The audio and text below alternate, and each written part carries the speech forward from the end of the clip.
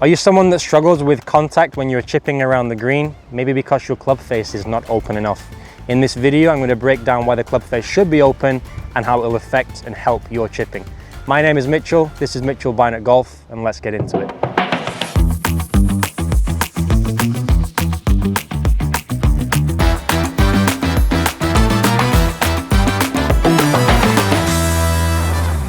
So why is it important to have the club face open when chipping? Well, if you have the club face either square or too close, what tends to happen on the way down is the leading edge, which is this part here, digs into the ground before the ball and the club simply gets stuck.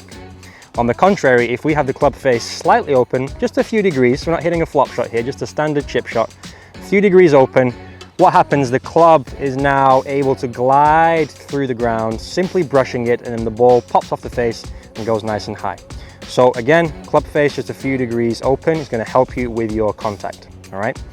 Now, a great way to do this, grab an alignment stick or a simple club and just place it on the ground in line with your target, okay?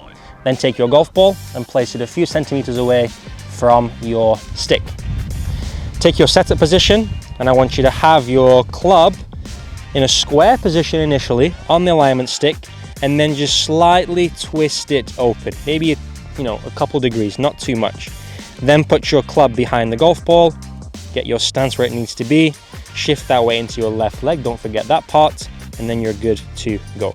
Let's give that a try. Club face slightly open, 1, 2. Now I've actually hit that a little bit heavy, but because the club face was slightly open, I've still managed to get that club through that ground. If my club face was square or even closed, I would have dug in even more and the ball would have gone probably a few feet in front of me, okay? Now, another great exercise.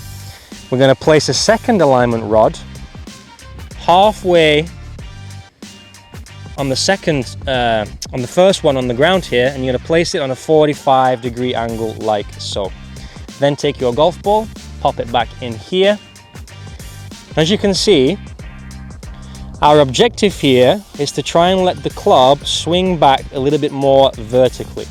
What I see a lot from amateur golfers when I'm at the range or giving lessons is they have the club face square initially or even closed, which then encourages or forces the club to be dragged inside too much here.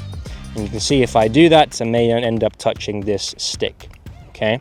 Also, if you swing too much from the inside or take it back too much on the inside on the way back, what tends to happen is to try and add the loft, you then have to try and swing down the line, my head tilts back and my knees and hips dive forward. So by having a simple alignment rod here, it's going to force us on the way back to now swing a little bit more vertically, okay, which then allows the club also to swing down. Now you may have heard this in the past, always swing down, yes, but let it happen naturally. Now as you can see, if my club goes up higher, more vertically, that club has to come back down naturally. I'm not trying to do it myself, but the club will just simply fall rather than being brought down with my power of my body. So club face slightly open, let's get that club working a little bit more outside, and you can see there how the ball pops off the face nicely and runs out towards the hole.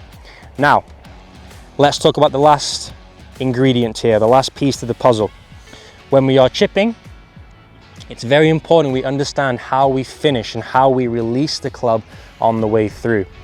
Like I said before, for those of you at home that tend to drag the club inside too much, on the way down what tends to happen is to try and get the loft and elevation, you try and lean back and the club is going down the line, whereas it should be rotating and going up to the left like so, and I finish in a much taller position, all right? Now you may have seen Tiger Woods do this when he chips. What happens is when he comes down, the gap between his club and his leg or belt buckle is quite small. But what I see a lot of amateur golfers do when they come down, there's quite a big gap here between the club and my body. So don't be afraid to get those hands nice and soft and let that club be close to your body when you finish, with your belt buckle, buttons on your shirt and your sternum all facing your flag. Let's give that a try here.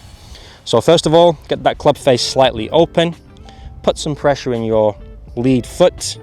On the way back, we're going to miss this alignment stick, getting the club working more vertically. And then on the way through, I'm going to release everything, be soft, and rotate towards the flag. And the ball just pops up nicely and hopefully turns left and gets close to the hole. All right.